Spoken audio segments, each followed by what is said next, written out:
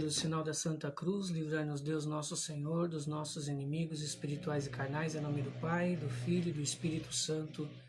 Amém. Paz e fogo, irmãos. Que a cruz de Cristo se deite sobre mim, quem nela morreu responda por mim. Sangue justo caia sobre mim, os meus inimigos fujam de mim. Por tua proteção, ó Mãe Pia, abençoai-nos, ó Virgem Maria. Boa noite, irmãos. Hoje, mais do que nunca, é algo assim meio inusitado a nossa transmissão de hoje. Eu achei que a transmissão, mas Deus acabou providenciando para nós essa transmissão. Graças a Ele, estamos juntos, né? Graças a Deus. E conforme prometido, né? Eu espero que eu continue tendo essa possibilidade de fazer um dia sim, um dia não, até para ajudar dentro do canal do YouTube, porque quanto mais visualizações eu tenho, então aí eu tenho a possibilidade de deixar o canal melhor, né? E nas transmissões aí o YouTube me dá a possibilidade de fazer uma melhor transmissão. Então, com isso, eu preciso que sejam mais pessoas visualizando os vídeos, sendo compartilhados aí o canal, as inscrições sendo multiplicadas e também os comentários, né? Enfim, aquilo que possa contribuir para o canal. Seria interessante se todos aí pudessem aí assistir os vídeos até o final e multiplicar, né? Trazer para as pessoas assistirem no canal, tanto as transmissões quanto os vídeos que ficam aí postados à disposição. E como eu falei na última transmissão, irmãos, nós vamos então partir do princípio que nós vimos aí. A passagem do 22, nós vimos numa ótica nossa, geral, para atualizar a mensagem, e vimos aí a ótica de Abraão, né? Nos colocando aí no lugar de Abraão, vendo como ele via essas coisas aí, me perdoem aí, via como Abraão enxergou tudo isso, né? Como é que ele visualizava tudo isso? Como é que ele chegou nessa hora quando Deus pede para ele sacrificar o próprio filho? De que jeito que ele chegou lá? Hoje nós vamos numa outra ótica. Vimos um geralzão, vimos a ótica de Abraão. Agora nós vamos ver a ótica de Isaac, o filho da promessa. Nós vamos ver coisas interessantes a partir disso, né? Porque eu particularmente gosto muito de fazer isso. Eu gosto de, quando eu vou montar uma pregação, por exemplo, eu gosto de ver as óticas das pessoas que estão incluídas dentro da passagem, quais são as possibilidades que aquela passagem me provoca, o que aquela passagem me faz pensar. Porque a Bíblia inteira, irmãos, ela vai me fazer pensar. Ela vai me fazer olhar e querer abraçar o propósito dele para mim.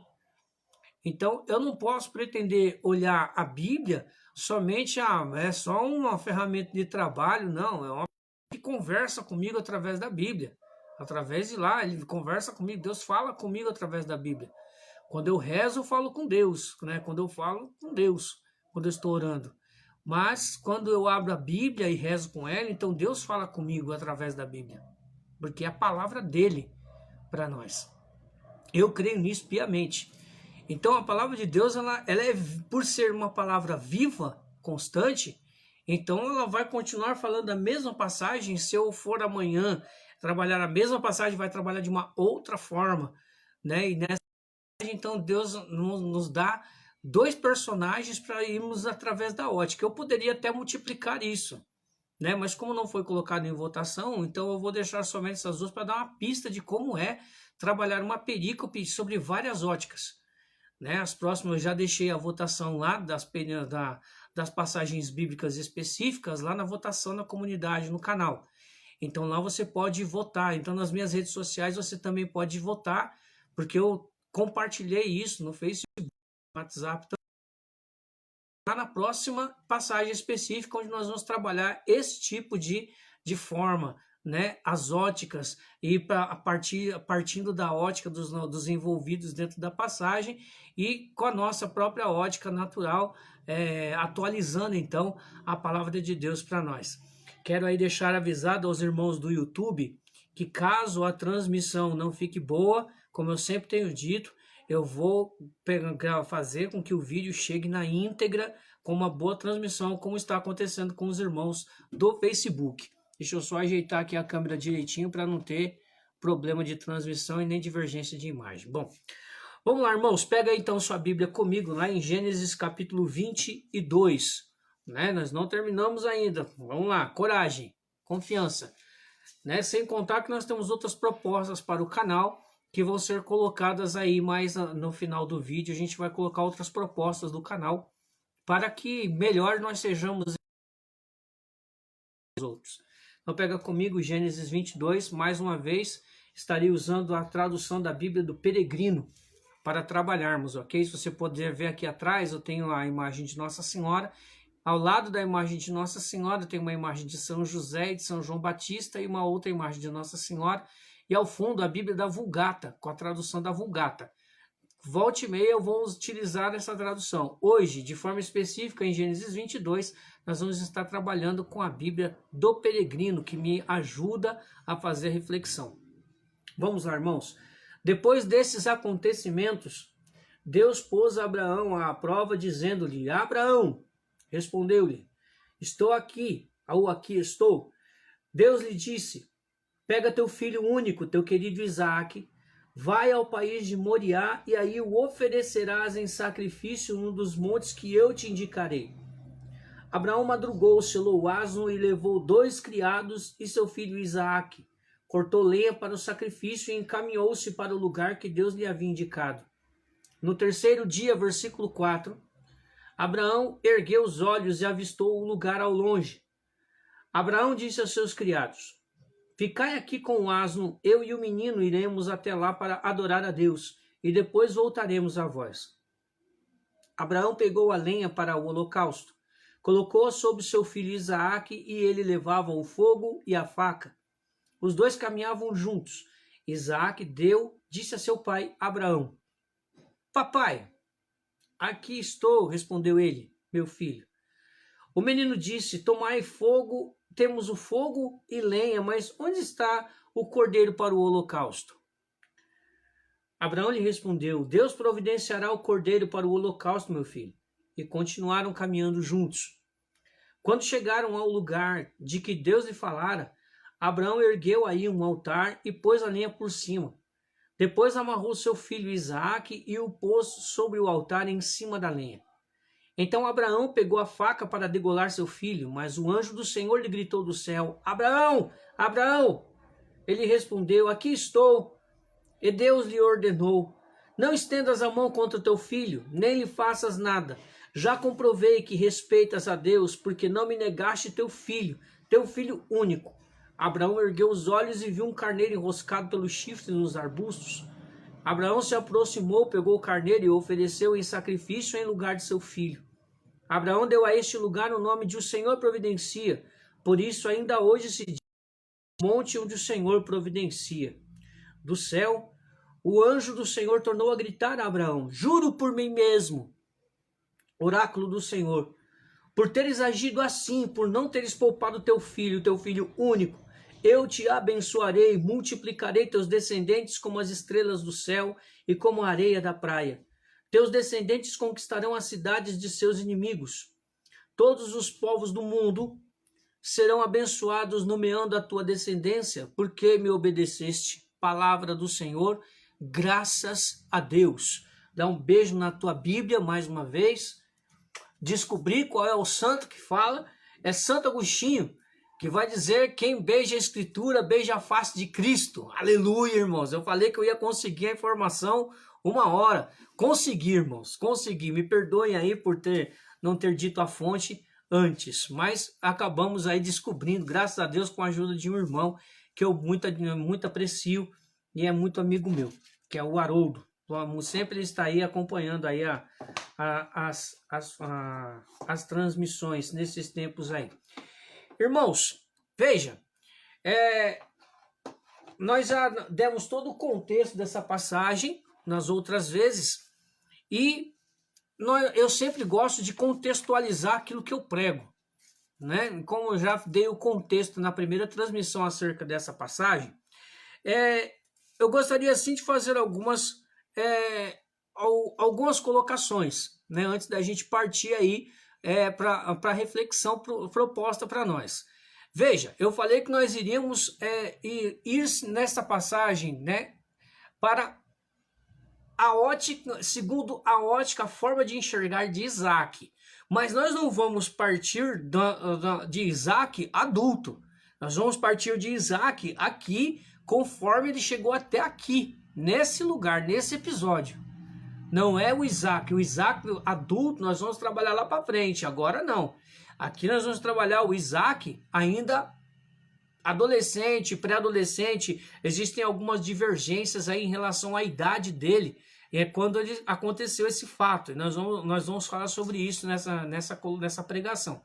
Mas, veja, Isaac, ele não é aquele Isaac de Rebeca lá, né, lá com Labão. Não é esse Isaac aí, não. É o Isaac antes disso. É o Isaac ainda quando não sai de casa.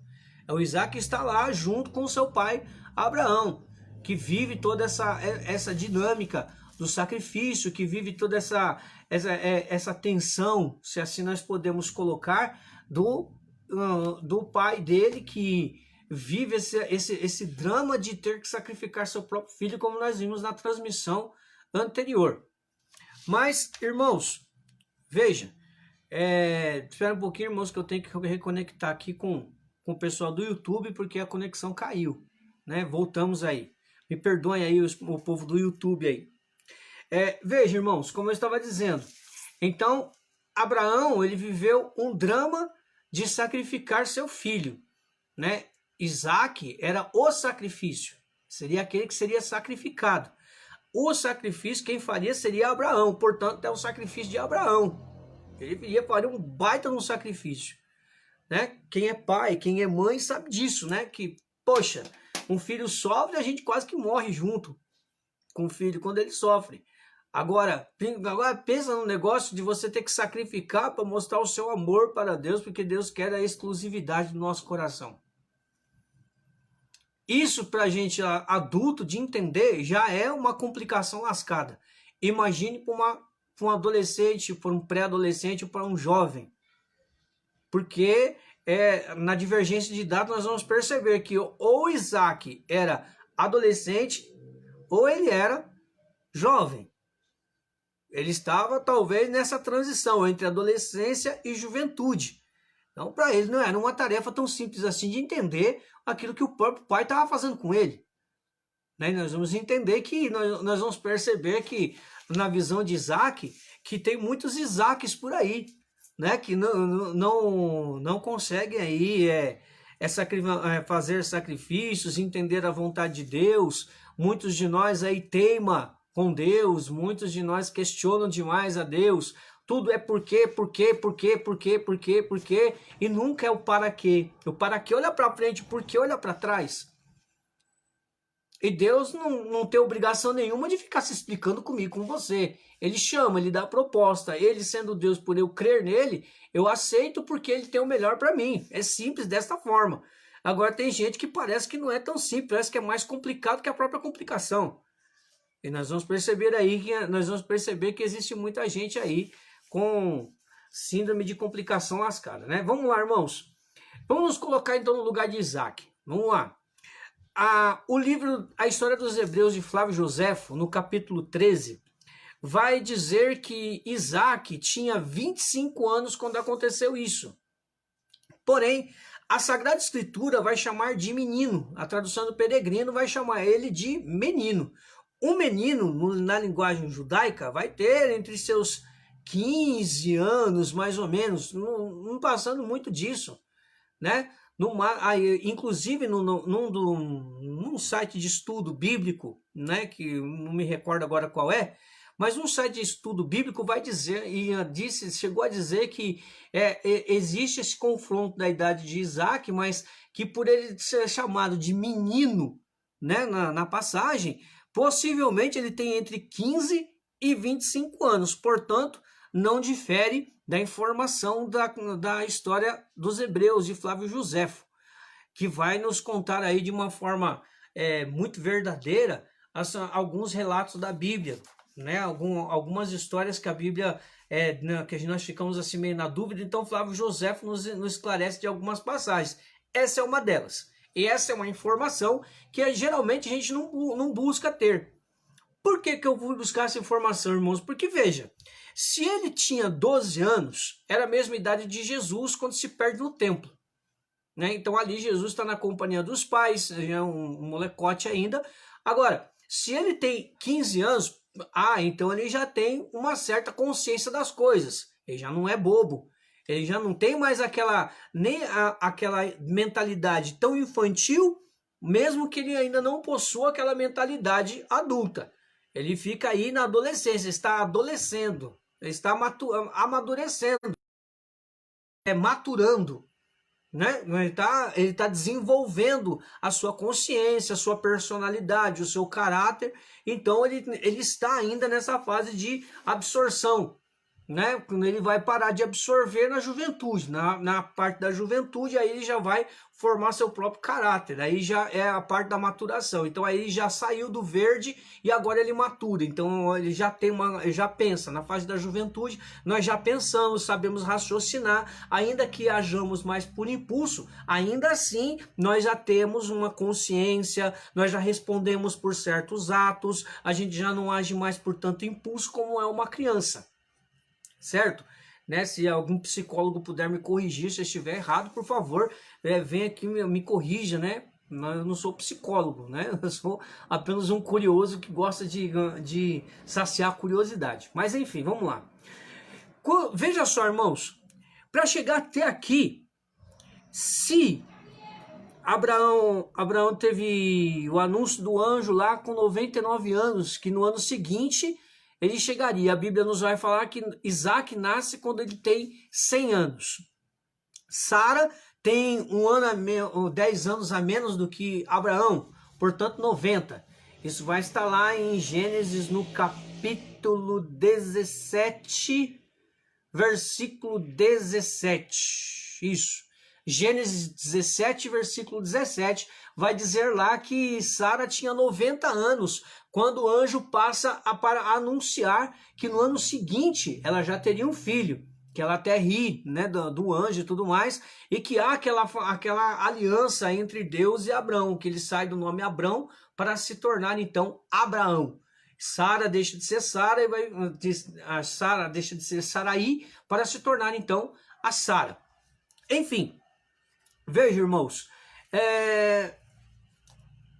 vamos partir do princípio, vamos partir da seguinte conclusão. Como é para já um senhor idoso, venhamos e convenhamos, um casal idoso. É fato que Isaac é um milagre, né? Porque Sara, já ela mesma vai dizer assim, como é que um filho, eu toda seca desse jeito, será que sentirei prazer com um marido já idoso? Né? Então, a Bíblia vai nos contar uma situação de um casal idoso, que já não tem muita perspectiva de ver cumprido uma promessa de Deus. Abraão ainda um pouco mais confiante, mas Sara não. Sara já não acreditava mais naquilo, contanto que ela riu. Né? E no ano seguinte ela cai do cavalo, né? Ela toma no nariz porque tá lá, ela com o filho nos braços lá, conforme Deus havia dito. Ponto. Agora vejam bem, irmãos. Um casal idoso com um filho pequenininho. A amenta vai desmamar lá por volta dos seus 3 anos, como era o costume judaico, dão aquela festa, né? Por ter desmamado o menino. E aí, o menino vai crescendo, vendo seu pai idoso, bem idoso, né? Já centenário, e a sua mãe chegando também na fase centenária da sua idade. Irmão, para uma criança que vai querer brincar com o pai, com a mãe, né? A forma de brincar já não é a mesma que nós poderíamos dizer. Por exemplo, eu tenho aqui o meu Miguel, que tem 10 anos. Eu já tenho 47 anos. Né? Tem brincadeira que eu não consigo acompanhar meu filho, né? Tem algumas coisas que já não consigo mais acompanhar. Umas a gente procura, mas outras, infelizmente, nosso corpo já não responde mais aquilo que a nossa cabeça tem vontade. Por quê? Porque da limitação da idade que vai chegando, isso não tem jeito, isso acontece mesmo. Agora, veja bem, e com Isaac? Como é que era isso para Isaac? Como é que Isaac olhava aquilo? Um pai, uma mãe limitado, provavelmente os dois ficavam paparicando, contanto que lá no capítulo 21, no capítulo 21 de Gênesis, no capítulo 21 de Gênesis, quando nasce Isaac, a Bíblia vai transcorrer aí o espaço de 3 anos, em poucos versículos. Ela vai dar 3 anos aí de desmamar, do nascimento até o desmamar de Isaac, né? Então, desse meio tempo, nesses 3 anos, quando ele completa 3 anos, após isso, então há um rompimento também de uma amizade. Ele brincava com Ismael, que era o outro filho de Abraão, com a empregada Agar. Aí, a Sara fica com ciúme, né, dos dois brincando. Aí ela fica com ciúme e pede para Abraão mandar Agar e o filho embora. Que mulher desavisada, né?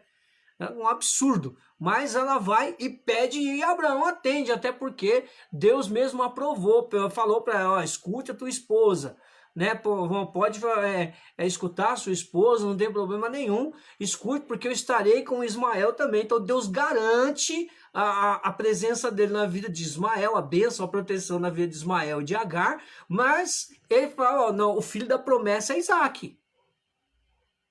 Então atende, escuta a tua esposa nesse momento. E Abraão faz isso de novo sem questionar. Ele faz isso a contragosto. A Bíblia vai dizer que é a contragosto que ele faz. Lá no capítulo 21 do livro de Gênesis, você pode dar uma lida lá, que você vai ver. A contragosto, ele não gosta da forma como a Sara aborda aquilo, né? Fala desse assunto com ele e quer, né, ali resolver aos trancos e barrancos, né? Não aceita, ele não gosta daquilo, mas faz amando de Deus. Irmãos, aqui eu gostaria de fazer um parênteses lá, até voltando para a transmissão anterior. Muitos de nós, a gente não gosta de desagradar os outros, você já percebeu? A gente prefere agradar os outros e desagradar a Deus, e a gente não agrada a Deus e desagrada os outros. Você já percebeu isso? Hoje em dia, isso é o que mais ocorre. E aí, por isso que nós acabamos por conferir pessoas frustradas. Por quê? Porque não querem agradar a Deus, agradam as pessoas, preferem agradar as pessoas, preferem ficar cozinhando as pessoas, preferem ficar ali paparicando as pessoas. Irmãos, Gálatas 1, Paulo vai dizer assim, que se eu quisesse agradar os homens, eu não seria servo de Cristo. Então veja, Abraão preferiu agradar a Deus, mesmo sendo contra gosto dele. Por quê? Primeiro, porque era o filho dele, Era o filho dele. Era o direito dele. Aliás, o direito é sempre da criança, né? O direito é sempre dele. Nós temos deveres para com os nossos filhos. Se você vai diante de um juiz, o pai ou a mãe que vai requerer aí a pensão alimentícia, né? Ou uma das partes vai dizer assim, mas é direito meu estar com meu filho. O juiz vai dizer, não, é direito da criança. O seu dever é ser presente. Então, já começa daí, né, a coisa. Então, veja, Sara, então, até fala sobre herança, que Ismael não pode herdar aquilo, porque a mesma herança de Isaac, porque Isaac é o filho da promessa, e Ismael não é. Enfim, irmãos, são coisas que são detalhezinhos que a Bíblia nos dá aí como proposta para a gente repensar certas coisas, né? Mas não é esse o intuito da transmissão. Veja, com Ismael, então, na Bíblia vai relatar que Ismael e Isaac brincavam. E aí, quando Ismael é mandado embora, né, que Sara não quis mais, e aí Abraão despede os dois, e aí há um rompimento. Mas Lúcio era só uma criança, aí independente de ser criança, há um rompimento aí. Quando, por exemplo, nós vamos levar os filhos, as mães que levam seus filhos à creche, ou então vão levar para o pré, Sempre tem aquele tempo de adaptação. Às vezes é uma semana, alguns dias. A mãe permanece lá com o filho para que o filho se adapte ao ambiente. Para uma criança, para Isaac, ele não teve esse tempo de adaptação. Ele simplesmente viu Ismael indo embora e acabou. Então há um rompimento. Então Isaac já convive com o rompimento de uma amizade. Com 8 dias de nascido, ele é circuncidado junto com o pai Abraão. Os dois se circuncidam, amando de Deus, eles fazem a circuncisão, né? E aquilo que nós hoje chamamos de operação da fimose, que o homem tem, se o homem é necessário, o homem tem que fazer essa cirurgia, que é uma pequenina cirurgia, né, no órgão sexual masculino. Com 3 anos ele é desmamado, tem o seu rompimento de amizade com Ismael. E aí entramos aí no capítulo 22. Pronto. Depois de ter passado por isso, que a Bíblia então ela repassa aí a fase de infância de Isaac em 2 capítulos. 2 capítulos, capítulo 21, capítulo 22. Pronto. Capítulo 21 resume toda a infância e a adolescência de Isaac. Porque se ele tem, eu sempre disse que ele tinha 12 anos, né? Mas depois aí a gente vai estudando, a gente acaba descobrindo que na verdade, Flávio José vai dizer que ele tinha 15, que tinha 25 anos, aliás. Ora, se Isaac nasceu quando Abraão tinha 100 anos, então Abraão nessa época tinha 125. Se ele tinha só 15 anos, então ele tinha 115 anos, Abraão. Certo? Quando é pedida a prova no capítulo 22. Então, entre 115 e 125 anos. Então, Abraão já não é mais o mesmo homem, já tem as deficiências, já é bem idoso, né? Não tem o mesmo vigor físico, não tem mais a mesma força física, não tem mais o ímpeto físico. Então o físico, o corpo de Abraão já não corresponde muito mais à vontade da inteligência dele, que muitas vezes quer fazer mais. Então já não corresponde, já começa daí. Então quando Deus dá a ordem para Abraão, então o menino, adolescente ou jovem de 15 ou 25 anos, ele é acordado pela madrugada, porque o pai não consegue dormir. Nós vimos isso no vídeo passado. O pai madrugou. Inclusive, tem no site onde eu estava lá, onde eu estava fazendo a consulta, até falaram lá na possibilidade de Sara já ter morrido. Mas a morte de Sara vai acontecer mais para frente, cronologicamente na Bíblia, né? Ou melhor, na Bíblia, as páginas estão meio fora da cronologia, mas vai apresentar a morte de Sara lá na frente, lá no capítulo 25, que aí depois Abraão também morre um pouco depois lá e vai afirmar que é com 175 anos. Isaac, então, é acordado de madrugada, certo? Se Abraão madrugou, arrumou tudo, selou o asno, arrumou a lenha, arrumou a faca, deixou tudo certinho. Então ele teve que acordar Isaac de madrugada também. Acordou os 2 servos de madrugada também. Isaac, então, foi acordado de madrugada. E jovem gosta de dormir, nós sabemos disso, né? Se muitos adultos gostam de dormir, né? Imagine um jovem, né? Entre a sua adolescência e juventude, né? Quem tem filho adolescente em casa sabe disso, né? Que o jovem, ele gosta ele não tem horário mais, né? E isso é uma falta de respeito dentro de uma casa. Se a sua casa tem regra, acabou, ponto. Tem regra. Mas aí, na maioria das vezes, o jovem não gosta de cumprir essas regras. Com a Isaac não era assim. Nós percebemos aí, nós vamos lá, já mais para frente a gente vai perceber isso.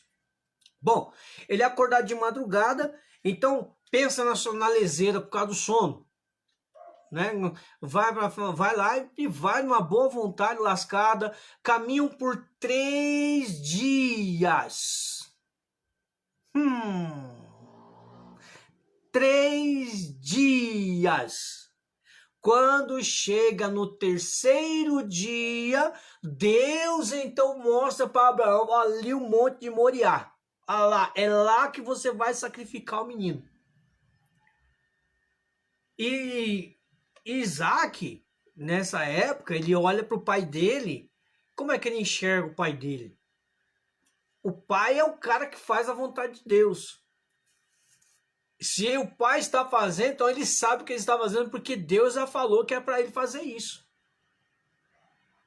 Entende? Olha a cabeça do menino, já lá com jovem, com 15, 25 anos lá. Opa, meu pai está fazendo, então vamos fazer. Aí, irmãos, aí é que está. Aí é que está o X da questão. Se eu vou partir da ótica de Isaac, eu preciso aprender com esse menino. Porque muitas vezes, irmãos, a gente gosta de ter orientação espiritual, direção espiritual, mas nós não gostamos muito de dar obediência à direção, né? Ser obediente à direção, ser obediente à orientação espiritual, entende? A gente precisa ter a docilidade de Isaac. Principalmente quando a gente é dirigido. Isaac foi dirigido os passos dele, desde o momento que ele sai da casa dele até a hora que ele vai lá para Moriá. Sem questionar. Não aparece Isaac falando nada. Desde o capítulo 21. Ele vai falar já quando ele está subindo o Monte Moriá. Até aí não tem fala nenhuma de Isaac. A Bíblia omite toda a fala de Isaac. Ele vai abrir a boca já ali no versículo. Me permitam aqui a cola. Ele vai no versículo 7. 22, 7. É aí que Isaac vai aparecer falando na Bíblia. Vai chamando o pai dele, o Abraão. Papai, fala, meu filho. Então, a gente tem aqui cutelo, o fogo, a lenha. Cadê o holocausto? Cadê o cordeiro? Na Bíblia da Ave Maria vai trazer o cordeiro. Aqui na Bíblia do Peregrino vai trazer o holocausto. Ou na Bíblia da Vulgata, o sacrifício. Cadê o cordeiro para o sacrifício? Independente disso, mostra que Isaac de bobo não tinha nada. Era um menino observador. Entende?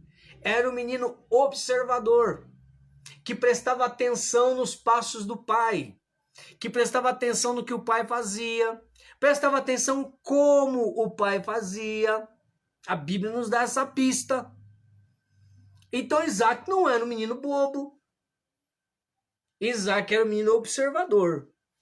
Meu pai tá fazendo isso, meu pai pegou a faca, pegou a corda, pegou o fogo, a lenha colocou nas minhas costas, tá bom.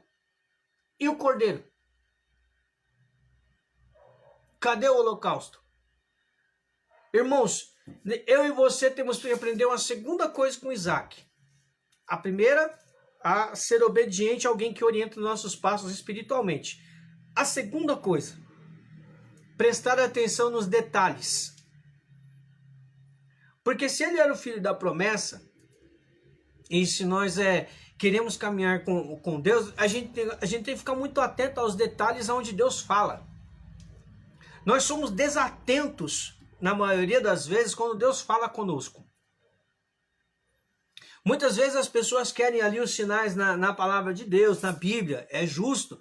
Querem sinais dentro de uma oração, por exemplo, onde os intercessores colocam a mão, querem lá a profecia, as revelações, a palavra de ciência, de sabedoria, as grandes promessas, enfim. Mas passou dali do extraordinário, quando chega na hora de Deus dar os detalhes para encaminhar a resposta, para a gente entender de fato aquilo que Deus está falando, nós deixamos de prestar atenção nos detalhes. Passam desapercebidos. Até mesmo quando a gente erra o foco, erra o alvo. Também aí nós não prestamos atenção nos detalhes. Por exemplo, quando há uma resposta por impulso e não por revelação, por aceitação, não é aceitação a forma, é por impulso. Não é aquele discernimento, claro. Não, é por impulso do momento, por empolgação, por euforia do momento, por euforia do ambiente. E aí, depois que a gente começa a dar passos naquela euforia, naquele momento eufórico, quando passa a euforia, quando passa o efeito do impulso, nós começamos a perceber que as coisas não engrenam, não encaixam uma coisa na outra. Parece que você dá um passo, mas não consegue desenvolver aquilo, fica travada a coisa. Parece que fica estagnado o negócio e a gente não consegue desenvolver, parece que a gente está de mão presa, mão atada. Parece que há uma impotência dentro da gente que não nos deixa desenvolver, deixa o negócio deslanchar. Por quê? Porque agiu por impulso, não discerniu lá atrás. Não esperou a hora de Deus, a gente quis adiantar o ponteiro. Né? E eu volto e meio eu prego sobre isso, né? O ponteiro, o Deus, ele trabalha com o kairos, não é com o cronos, cronológico. O negócio dele não é segundo, minuto, hora, dia, semana, mês. Deus não tem isso, mas Deus é tudo hoje. É eternidade, é tempo kairos. Não é tempo cronos, é tempo kairos. É eternidade, sempre hoje. Por exemplo, esse tempo que a gente passou aí essa semana, oitava da Páscoa, é um domingo de 8 dias. Oitava da Páscoa. É um domingo todo dia. Por quê? Porque é uma oitava. E com Deus é assim, sempre hoje. E muitas vezes nós não temos consciência disso, que é preciso muitas vezes a gente, quando vai dar respostas, né, para Deus, ou assumir alguma coisa com Deus, irmãos, já passei muito por isso, de dar resposta por impulso, né, no momento da euforia ali, é isso mesmo. Quando chega a hora do vamos ver como é que fica, quando chega a hora de realmente daquilo que nós decidimos, daquilo que nós optamos, que nós pensamos ser de Deus, quando começam a aparecer ali as pedrinhas no meio ali para começar a moldar os nossos passos, Deus então ele começa a dar os detalhes.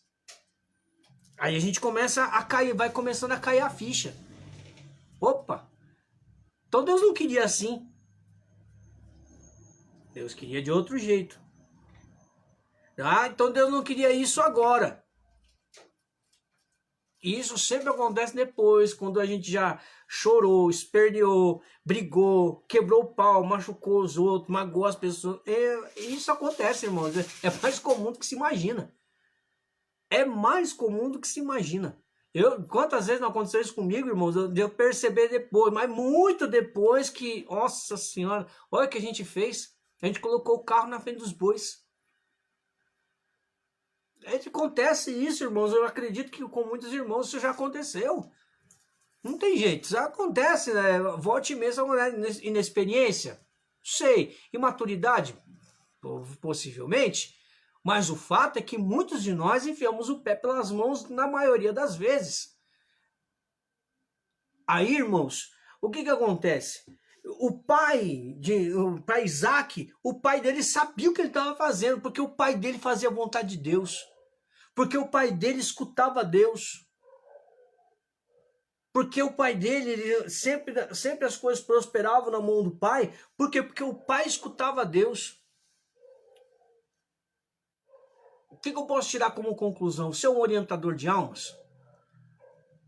Se você é um orientador de almas, você precisa ouvir a Deus. E precisa comprovar isso. Se você é um diretor espiritual, isso é no caso de sacerdote aí, ou freiras religiosas aí, que tem uma autoridade espiritual maior, até por causa da ordem que receberam, da consagração que fizeram, eu sempre costumo dizer isso, que diretor espiritual é sacerdote. Orientador espiritual, aí sim, é leigo, maduro, com discernimento imparcial. Enfim, se você é um orientador, se você é um diretor espiritual, então você precisa estar em contato constante com Deus. Para que as outras pessoas olhem para você e vejam, né, ele está fazendo a vontade de Deus, porque ele escuta Deus. Você que me assiste agora, ou que vai assistir posteriormente, você tem parado para ouvir a Deus? Você tem parado para escutar? Ou tem tagarelado até as tampas com Deus? Não dá espaço para Deus falar. E aí quando Deus fala, a primeira coisa que te brilha, pronto, é a voz de Deus, é a vontade de Deus, etc, etc. E aí acaba enfiando o pé pelas mãos, envolve outras pessoas no meio e aí dá uma lambança lascada. E você que pretende fazer a vontade de Deus, você está parando para ouvi-lo, ver os detalhes. Você é uma pessoa observadora. Tem a palavra de Deus constante ali para guiar seus passos na hora que você precisa ouvir, precisa de direção. Irmãos, eu, tu, ele, nós, vós, eles. Nós precisamos de direção, ué. Deus está aí para nos dirigir, para conduzir os nossos passos, como fez com o povo de Israel. Ele não gosta de ser dócil. Isso é um problema.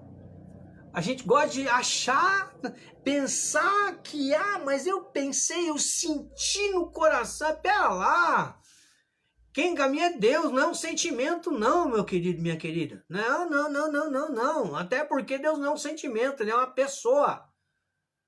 É uma certeza. Quando Deus revela, há uma certeza. Quando Deus revela, é uma certeza. Não é uma possibilidade, não é um achismo. Não é um sentimento. É uma certeza. Porque Deus não é um Deus de confusão, mas é um Deus de certeza. É um Deus de fé, de confiança, de certeza. É um Deus que não confunde. Então não confunda alho com bugalho.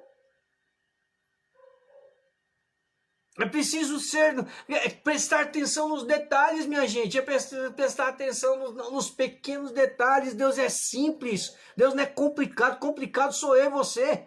Nós somos complicados até a tampa. Deus não. Deus é simples. Ele mostrou. É isso. Não, é isso. Deus não fica dando atalho. Ele dá caminho. Ele é caminho, não é atalho. Ele não corta caminho, ele é certeiro. A gente quer atalho, a gente quer simplificar as coisas e no final a gente acaba se complicando. Não dá para ficar pegando atalho, não. Deus sabe o caminho que eu e você nós devemos e podemos trilhar, nós não. É só um detalhe, Deus é Deus. Só um detalhe para você, Deus é Deus. Ele não é ser humano, não. Inclusive, ele vai até falar isso lá no livro de Oséias. Eu sou Deus, não sou homem. Sou Deus. Ô, gente, o Criador do universo.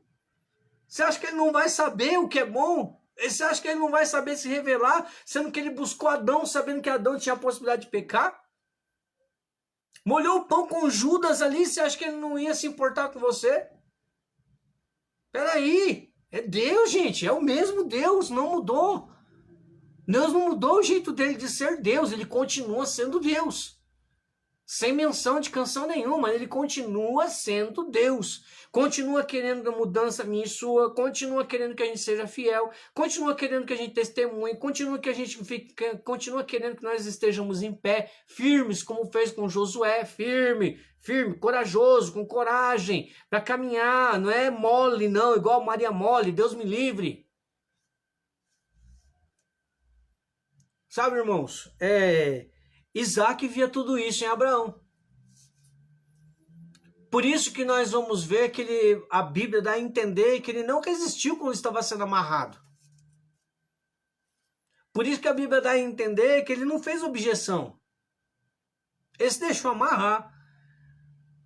Provavelmente ele estava falando, papai, por que você está amarrando? Pai, o que está acontecendo comigo aqui? Eu não estou entendendo. Ele pode ter feito isso, mas ele não disse não para Abraão. Foi dócil, igual seu pai Abraão era dócil. A docilidade das pessoas precisa ensinar a gente a ser dócil. A fidelidade das pessoas precisa ajudar a gente a ser fiel. A firmeza das pessoas precisa ajudar a gente a ser firme. Por quê? Porque a partir do momento que eu começo a ser firme, dócil, corajoso, as pessoas começam também a querer ser dóceis, firmes e corajosas. Porque a gente acende nelas o que um dia Deus acendeu em nós através de outras pessoas. É por isso tão importante, irmãos, que dentro da igreja hoje se tenham referências. É muito importantíssimo isso, que nasçam referências. Pessoas que parem de se pretenderem teólogos, donos da verdade e da razão e comecem a ser referências. Você se torna uma referência, não precisa fazer força. Você já viu uma rosa? Com certeza você já deve ter chegado perto de uma rosa para sentir o cheiro dela. A rosa não faz força para que eu e você a gente sinta o cheiro dela. Não. Ela não fica cheira eu, cheira eu. Não, ela não faz isso. Ela é. Deus é assim. Ele não faz força para ser Deus, ele é. E eu e você, a gente precisa entender isso. Deus é, ponto. E quando ele é, e eu e você a gente começa a crescer nisso, então aí a gente passa a ser e não a buscar ser. A nossa busca tem que ser assim, incessante, incessantemente incessante. Porém, tem uma hora que a nossa busca é saciada e a gente começa então a dar passos. É o que a gente vê lá nas moradas de Santa Teresa d'Ávila, os passos espirituais de São João da Cruz. É o que a gente vê. A gente precisa progredir e não regredir. Progredir na graça e não regredir na graça. Se você progride, é busca de santidade certeira. Se você regride, é desgraceira no pecado, com certeza. Agora veja, também, aos olhos de Isaac, ele também precisava confiar em Deus como seu pai confiava. Chegamos aqui numa palavra-chave do capítulo inteiro de Gênesis 22. Confiança. Confiar em Deus cegamente. Leia os meus lábios. Confiar em Deus cegamente. Não é uma suposta confiança. Eu confio até a página 2, até a vírgula da próxima página. Não, irmão, é confiar cegamente. É se abandonar em Deus. Confiar na sua bondade, na sua misericórdia que nós celebramos ontem, né? O grande dia da misericórdia de Deus para conosco, para com a humanidade. Confiança. Confiança você não compra, confiança você não impõe, confiança você conquista.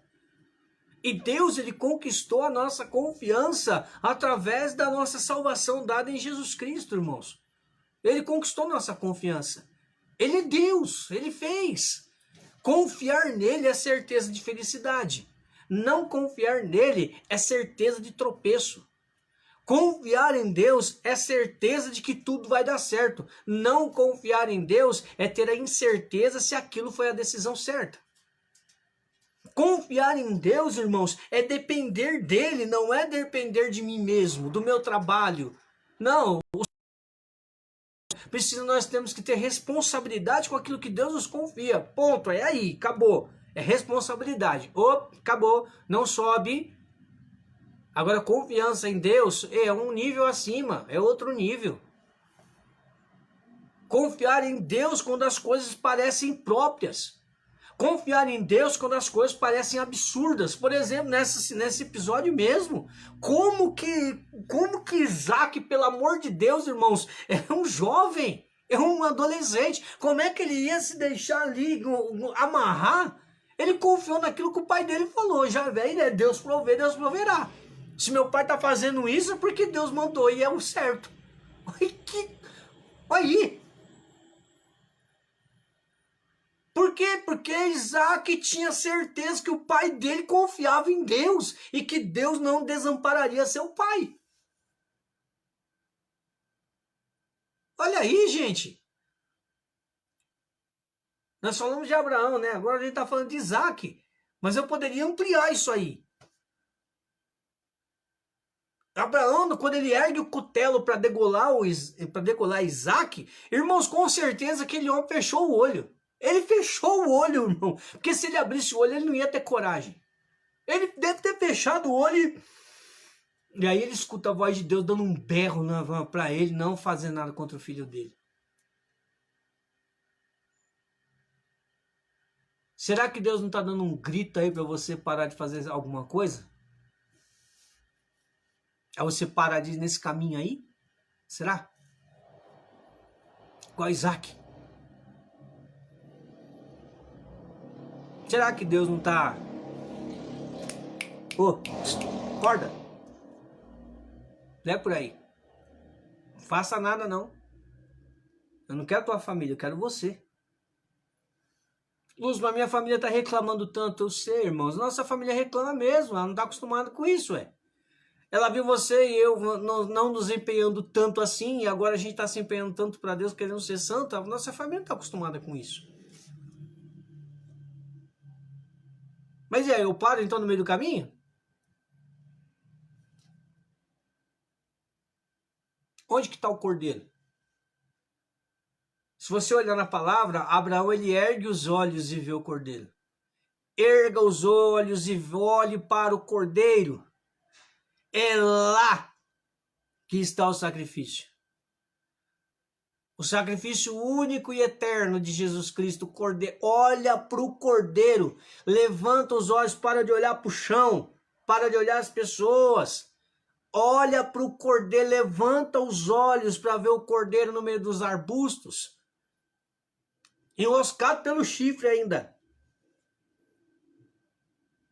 Mas como é que o raio do cordeiro não foi se enroscar logo nos arbustos do lado de cima? É porque é dado do alto, vem do alto. Busca as coisas do alto. É do alto que vem a nossa felicidade, tá me entendendo? Do alto, não é do baixo, não é da terra, é do alto. A sua felicidade, a minha felicidade vem do alto. O cordeiro precisa ser enxergado de novo por mim e por você. Abraão ergue os olhos e vê o cordeiro. Deus não quer o sacrifício da sua família, não, irmãos. Ele quer que você olhe para o cordeiro e ele quer ter a preferência. Quer ter ali quer ser ali com uma preferência radical. Quer ser prioridade. Em alguns casos, quer ser exclusividade. A gente quer dividir Deus com um monte de coisa, uai. Ele não aceita isso, ele é indiviso. Deus não quer divisão. Isaac sabia disso, irmãos. Isaac sabia disso. Por quê? Porque ele olhava para o pai dele e via tudo isso. Isaac olhava para o pai, ele tinha a referência certa. O meu pai olha para o alto. E se Abraão não olhasse para o alto, Isaac tinha sido perdido o pescoço. Ia ser concretizado o sacrifício. Presta atenção, olha para o alto, olha para o cordeiro tá ali, ó. Chamando sua atenção, enroscado nos arbustos pelo chifre para chamar nossa atenção. A gente parar de sacrificar aquilo que não é para ser sacrificado ou considerar sacrifício. Porque tem muita coisa que a gente considera sacrifício, mas não é. Não é. O único e verdadeiro sacrifício Deus já fez. Ah, Luz, mas a minha família vai reclamar. Deixa a família reclamar, gente. Uma hora eles vão ver o cordeiro lá enroscado lá e vão perceber. Nossa, ele fez isso, mas olha, ele tinha razão. Vamos confiar, gente. Confiança. Confiança. Essa palavra confiança precisa acompanhar eu e você. Sempre, sempre, sempre. Existe uma canção do Davidson Silva que eu particularmente eu gosto muito. E em várias pregações minhas eu até considero ela como se fosse uma oração de Nossa Senhora, que é o Confio em Ti. Existe uma parte da canção onde o Davidson Silva fala assim,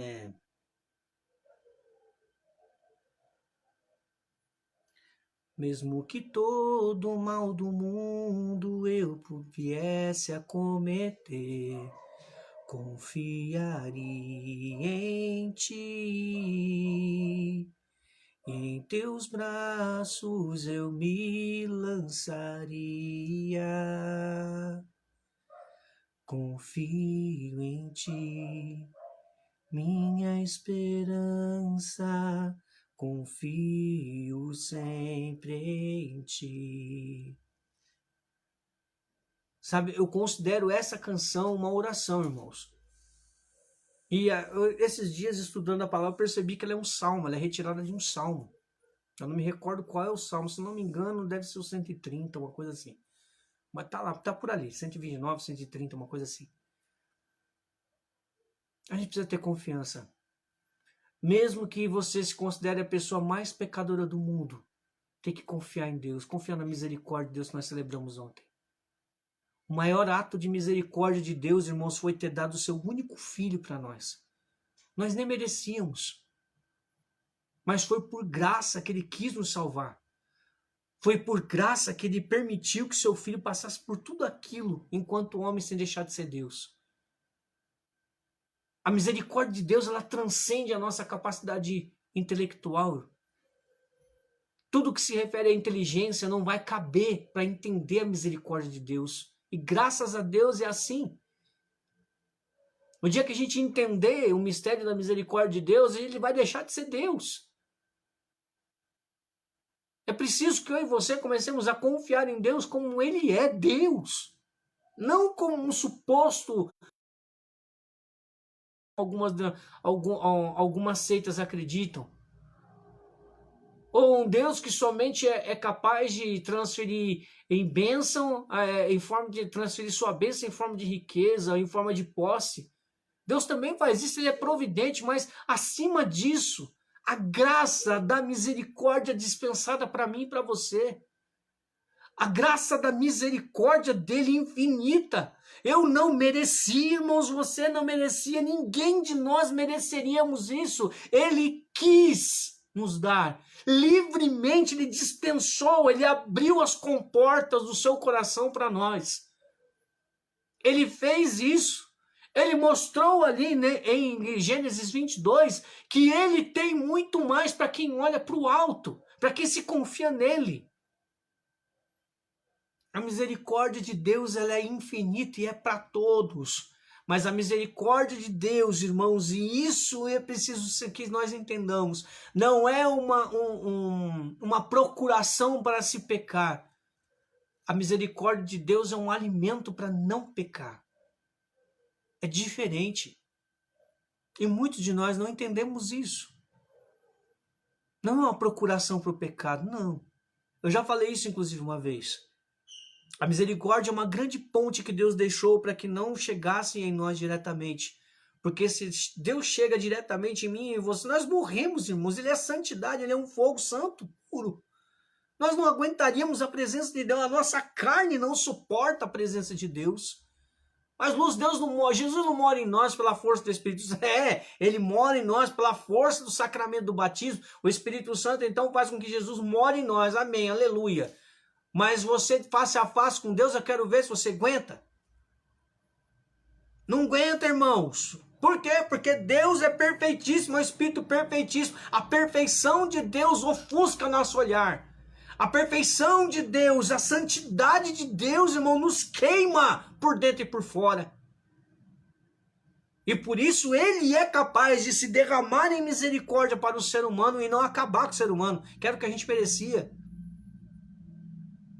E Deus sabe disso. Ele é Deus, irmãos. Agora não. Ele preferiu salvar a humanidade. Ele preferiu deixar a humanidade decidir se aproximar dele. Por quê? Porque ele é Deus, ele não é homem. O conceito de justiça divina não é igual ao conceito de justiça que nós temos como ser humano. Confia na misericórdia de Deus. Confia na misericórdia de Deus. Entra na presença de Deus comigo, irmãos, para nós encerrarmos aqui com uma oração. Reza comigo, você aí onde você estiver. Mesmo que você assista esse vídeo depois, reza comigo nessa hora. Fala com teu Deus aí. Como se você fosse o Isaac. Senhor, nessa hora eu me vejo como o Isaac, no rompimento com a amizade com Ismael. Eu me vejo, Senhor, vendo assim os meus pais tão distantes da minha idade, Senhor. Não brincavam mais comigo por impossibilidade, por tarefas e tudo mais. Como Isaac talvez deve ter visto em Sara, em Abraão, a impossibilidade de brincar, e por isso ele brincava com Ismael. Ah, Senhor, como foi triste romper amizades ao longo desse percurso. Como foi triste ser conduzido por algumas pessoas que me desviaram do caminho. Eu acabei pegando o caminho contrário do monte de Moriá, da tua vontade. O monte do sacrifício. Eu preferi ficar cuidando do asno, junto com os servos. O lado oposto. O lado do descanso, do comodismo. Eu me esqueci, Senhor, que muitas vezes caminhar contigo é sacrifício. Ainda que seja um sacrifício de amor, Senhor. E como diz o salmista, oferece a Deus um sacrifício de louvor. Muitas vezes saiu mais murmuração do que louvor, Senhor. Muitas vezes a minha adoração foi um sacrifício. Mas muitas vezes, Senhor, o sacrifício da minha adoração foi aquele que subiu ao teu coração, ao teu ouvido, ao teu trono. Perdão, Senhor, porque muitas vezes eu fiquei questionando a sua vontade. E não fiz como Isaac. Isaac só perguntou onde estava o cordeiro. Ele não questionou se era para ele ir ou não. Ele não questionou levantar-se de madrugada. Ele não questionou o Senhor levar a lenha nas costas. Ele não questionou nem sequer, Senhor, ao ser amarrado. Eu já questionei tanto a Ti, Jesus. Quando o Senhor estava ali me moendo, na tua moenda para fazer a tua vontade, quantas vezes eu não te questionei? Quantas vezes eu não me deixei amarrar por ti, Senhor, dentro da tua vontade, quando era para ficar calado, quando era para aceitar, Senhor, e confiar, esperar em ti. Quantas vezes, Jesus, eu não fiz isso? Quantas vezes eu não quis adiantar os ponteiros e colocar o carro na frente dos bois? Quantas vezes, Senhor, eu não me precipitei? Quantas vezes, Senhor, eu mesmo por impulso não fiz as coisas, ou tomei certas conclusões, tirei certas conclusões, tomei certas decisões, quando na verdade era a hora da espera, é a hora de ser amarrado e esperar a tua providência, de esperar a tua ação. Quantas vezes eu não me deixei, Senhor, amarrar pela tua vontade, mas eu quis, Senhor, me viver livre, com uma suposta liberdade que não me prendia aos teus mandamentos ou ao teu querer. Quantas vezes, Jesus, eu não fiz isso? Quantas vezes eu não me deixei levar pela vaidade? Quantas vezes eu não me deixei levar pelos meus impulsos? Quantas vezes eu não me deixei levar, Senhor, por coisas que nem sequer estavam no meio do script para que eu fizesse, e mesmo assim tiraram a minha atenção. Eu não percebi, Senhor, que havia um cordeiro ali acima do meu olhar. Eu não percebi que tinha um cordeiro pronto para mim, Senhor. Me perdoa, Jesus. E derrama nessa hora o teu Espírito Santo, Senhor, a fim de que eu confie em vós. Que eu tenha a mesma confiança de Isaac, a mesma confiança de Abraão, a mesma confiança, Senhor, de Maria Santíssima, nossa mãe e mestra. Derrama, Senhor, o teu Espírito sobre mim, me batiza de novo, Jesus. Batiza-me com teu Espírito Santo, Senhor. Batiza também as pessoas que nessa hora estão orando nessa transmissão. As pessoas que vão ver isso posteriormente, Senhor, derrama o teu Espírito profundamente e nos ensine, Senhor, pelo Espírito a confiar em Ti. A ter uma confiança cega na Tua providência. A ter uma confiança cega na Tua misericórdia, na Tua ação. A ter uma fé, a ter uma confiança, Senhor, inigualável, Senhor. A ter uma confiança inquestionável, onde não se acendem questionamentos, onde não se acendem pontos de interrogação sobre a minha cabeça, sobre o meu caminhar, sobre os meus passos. Derrama, Senhor, o Teu Espírito Santo sobre nós nessa hora. Derrama com todos os dons necessários para te servirmos bem, Senhor, confiantes, para que não nos deixemos abater, Senhor, por qualquer coisa, pela falta das coisas, pela ausência de sinais, mas que nós confiemos na Tua presença e na Tua providência, Senhor. Dá-nos, Senhor, a graça da confiança. Senhor, meu pobre coração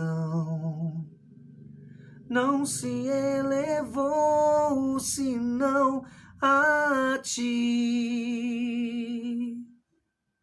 Senhor, nem mesmo meu olhar buscou para si coisas maiores que eu. Por isso, na confiança e no amor, me dou a Ti, descansarei em Teu coração. Mesmo que todo o mal do mundo eu viesse a cometer, confiaria em Ti, e em Teus braços eu me lançaria. Confio em Ti, minha esperança, confio sempre em Ti. Confio em Ti, minha esperança, confio sempre em Ti. Se você não tem mais esperança em Deus, deixe o Espírito Santo acender essa esperança em você de novo. Se com as circunstâncias da vida, ou o sacrifício que você já fez para dar certo na vida, tiraram a sua esperança, a sua capacidade de sonhar, deixe o Espírito Santo nessa hora permear o seu coração, sua alma nessa hora, e reacender aí, adubar de novo a sua capacidade de sonhar, te devolver a capacidade de você de sonhar de novo, de ter esperança, de confiar no Deus que te chamou à vida sem questionar o que você viveu lá atrás. Se permita na esperança, se permita confiar em Deus, se permita confiar num Deus que não tirou o olhar de você em nenhuma circunstância. Se permita olhar para Deus mesmo na hora em que você parece que está subindo o Monte Moriá, essa subida interminável. Mesmo quando parece que o facão está prestes a degolar a sua garganta. Se permita confiar em Deus, olhe para o alto nesta hora e veja lá o cordeiro enroscado no arbusto. A solução para essa situação que você não consegue pensar, que você não consegue arrumar uma solução. A capacidade de reviver sonhos que você deixou lá para trás, que foram frustrados por várias situações da vida, por pessoas até mesmo que pessoas que puxaram o seu tapete e tiraram a sua capacidade de sonhar, roubaram essa capacidade sua de sonhar. Se permita em Deus, se permita, mesmo que você carregue culpas, por mais culpado que você se sinta nessa hora, por mais culpado que eu me sinta nessa hora, confie em Deus. Confia num Deus que te estende a mão e não te aponta o dedo. Confia no Deus que não te acusa, mas te acolhe. Confia no Deus que, ainda que você pareça ser um nada, Deus depositou a confiança dele sobre nós, sobre você. Deus investiu em você. Investiu o sangue do seu único filho feito homem sem deixar de ser Deus. Investiu sangue em você para que você tivesse esperança, para que você voltasse a confiar nele. Se permita em Deus. Se permita em Deus. Por isso, na confiança e no amor, me dou a Ti, descansarei em Teu coração. Mesmo que todo o mal do mundo eu viesse a cometer, confiaria em ti, e em teus braços eu me lançaria. Confio em ti, minha esperança, confio sempre em ti.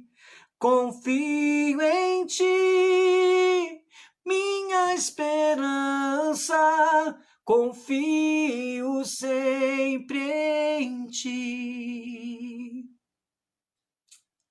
Se deixe confiar em Deus. É isso que me manteve em pé até hoje, depois de 23 anos de uma experiência com Deus. Confiar em Deus é a única coisa que me coloca em pé.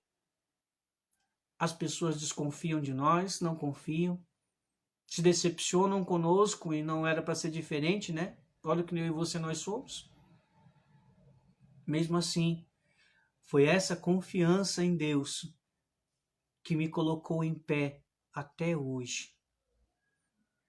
É essa confiança que me faz estar aqui numa rede social e não perder a esperança. É essa confiança que me levantou um dia e me faz esperar em Deus sempre, sempre, irmão, sempre. Continua confiando em Deus. Vale a pena. Aos irmãos que estavam no Facebook, o Facebook ele caiu o sinal, mas eu estou aqui gravando postando esse vídeo na íntegra lá no canal do YouTube. Tá bom, irmãos? Mais para frente, na próxima transmissão, provavelmente, eu já vou aqui lançar outras propostas para os canais. Por exemplo, livros que eu já li, que eu acharia interessante colocar aqui a explanação dos livros para quem não teve a possibilidade de adquirir os mesmos, né? Ou que se interessar em ler o livro, né? Vai ser melhor ainda, né? Que eu estimule a sua leitura. Também quero deixar avisado, irmãos, que artigos do blog, eles serão colocados aqui também, em vídeo, né? A pedido de algumas pessoas, né, que me falaram, poxa, por que você não faz a pregação do lado do seu blog, os artigos, você não transforma em pregação para o seu canal? Então isso será atendido a alguns irmãos, e você que gostaria de deixar sugestões, deixe a sugestão debaixo do vídeo, né? Sugestões para nós crescermos juntos. Nós precisamos crescer juntos em Deus. Amém, irmãos? Lá no YouTube é a mesma coisa. Deus tocou, Deus mexeu com você, tem testemunho? Coloque lá no testemunho lá pra gente postar ali, deixe lá para todos perceberem o quanto Deus é capaz de fazer na nossa vida. Confie nele. Confie nele. Não deixe de confiar. Continue confiando sempre. As pessoas vão desconfiar, as pessoas vão parar no meio do caminho. Confie em Deus. As pessoas vão te decepcionar, vão machucar, vão magoar você. Tudo isso vai acontecer. Mas, enquanto isso, nos bastidores, você continue confiando em Deus. Amém? Paz e fogo, muita unção, santa noite, muita unção e fome de almas. Se amanhã nós conseguirmos, nós fazemos uma outra transmissão. Caso contrário, nós fazemos a nossa próxima transmissão somente na quarta-feira. Tá bom, irmãos? Deus abençoe, reze por mim. Se inscreva no canal se você não fez isso, multiplique a graça, me ajude a ser um evangelizador melhor todos os dias e ser mais santo. Tá bom? Deus abençoe.